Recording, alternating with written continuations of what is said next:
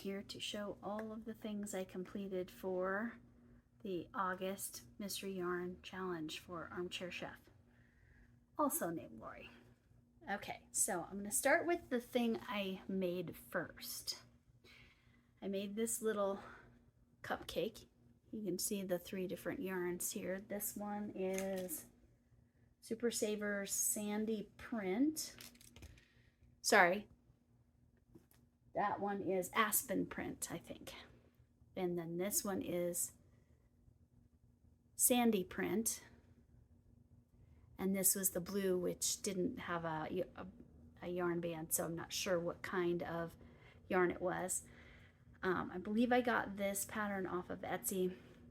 It's designed as a pin cushion, but I did not put any pins in it because in August you weren't supposed to add anything that wasn't included in your package to participate in specific challenges this month. But the more I thought about it, I was thinking, if I stuck some catnip in here, this would be a great cat toy. I usually make cat toys out of pumpkins, but this one is, right now it's pin cushion, but it could be a cat toy. Which leads me to the big project. Before I do the big project, this is the entirety of the yarn I have left, including my little tiny bits of scraps. So it's kind of crazy how I played Yarn Chicken and I won, but barely. I did have to rip out this big project a couple different times because of sizing, and then I changed my hook size so that I could get more size for the yarn I had with the 3 skeins of yarn I had. I also wanted to mention, for stuffing this, what I do is I take yarn scraps like this, where it's just little bits, and I store them in a bag. And I'm pretty sure this tip I heard from Jada in Stitches. So last time I talked about using cut up old socks or whatever inside for baby safe, yarn scraps work great too. So inside, they just go there, then it's not wasted, it's not thrown in the trash, it's reused. The only problem with my yarn scraps right now is that the cat that got the mouse, well, she likes to take my bag of yarn scraps and carry it around like a kitten. Or maybe she thinks it's a mouse. I don't know. Anyway, so that bag, I don't know where it is right now because she took off with it. So anyway, that's the entirety of my yarn. But again, another little hack for saving money and also being maybe a little environmentally sound is take your yarn scraps and use it to stuff this, which is what I did. This is all just yarn scraps inside. Okay, the big project. I'm gonna go over, and I will be inserting pictures with them being used. I made a cat couch. So the basic pattern is from Yarnspirations, and I believe the Crochet Crowd does have a video tutorial associated. Now, things that I added this crease here to make it look like cushions because I didn't have enough yarn to make the little cushions that go on side on the pattern. And then so you can see that this has the Aspen print on the top, and then the Sandy print here, and Aspen print here, and the blue yarn here. Back here, I made little rectangles to look like the back couch cushions or something, with Fiber Spiders Bavarian Stitch rectangle blanket. I literally just did 2 rows, and I kind of mixed up the colors. Because again, completely out of the blue, completely out of the Aspen print, the kind of green colored one. Gone, they're gone. So you can see I had to do the tan back here, the Sandy print, because otherwise I would have run out.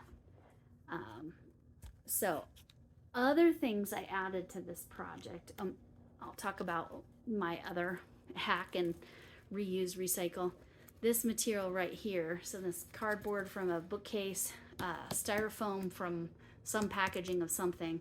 This is like from HelloFresh packaging, and so I just took the plastic off so it wasn't super crinkly. It's a little crinkly on the bottom because I didn't take it off there, but that gave that kind of a firm cushion without using fiberfill or spending any money. It was just something that would otherwise potentially be waste. Okay, so there's the big guy that took a lot of yardage, like almost all the yardage.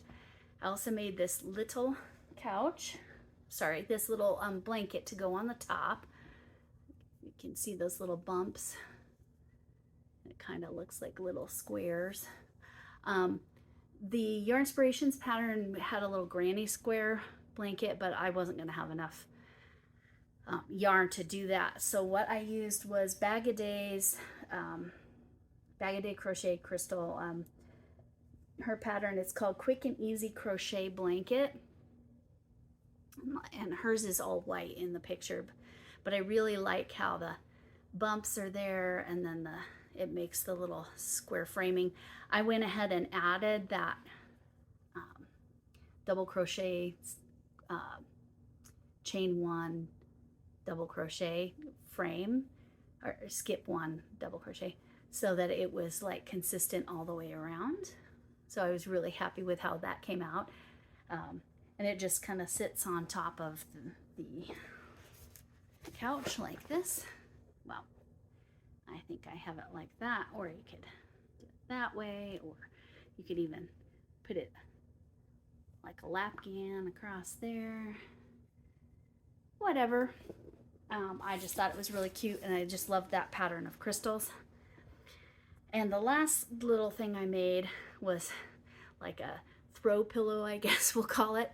I believe the paw print is also crystal.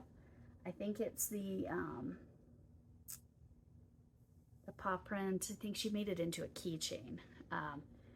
It's possible it was the repeat after me, or repeat crafter me pattern, and then I just had to kind of make up how to put together the back side, and it worked. It's kind of crazy, and I mean, you wouldn't want your actual pillow to look like that on the back, or maybe you would. Kind of interesting.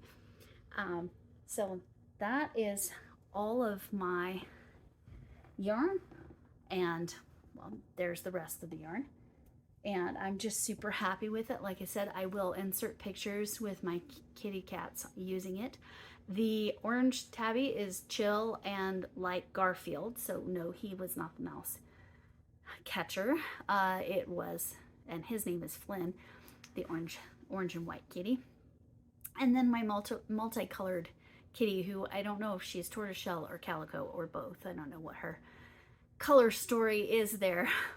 She's the mouse killer. She's tiny, but she's a little camera shy, and she's just a different animal altogether. She's so much smaller than him, even though she's actually his mother. Her name is Missy. She had 5 kittens, and the shelter had a rule that of no mom left behind. So if you wanted her last kitten, then you needed to adopt both of them. Well, I personally only adopt a kitten if I've got an adult cat to teach them how to behave. So they don't look anything alike, so it's funny to me, and he's like twice her size in every way. So they're fun, but I will insert the pictures of them on the couch, enjoying the couch. He loves it. I actually am shocked he's not down here right now, but it's probably sleepy time right now for the kitty. I think he usually comes down about 3 in the afternoon. So I'm just really super excited about how the projects came out, and that my cats actually enjoy it, and it's so cute. I actually already have an order for one, which is hilarious to me that I just made it because I've been wanting to make a cat couch, and I showed it to somebody, and She was like, I need one of those, but she needs it for a Maine Coon, so it's gonna have to be bigger than this one. And I'll probably use a simpler pattern, just because that way I can actually make it large enough for a big kitty like that, because Maine Coons are at least 20 pounds, up to 25, I think is kind of normal for them. And the kitty, the orange and white kitty, Flynn, he is only 15.5 pounds. So just to put that in perspective, I need a much bigger kitty couch. So anyway, thanks as always to Armchair Chef for doing the challenge. It's such a fun thing, and I really enjoy participating and doing it when I can. And thanks again, Lori.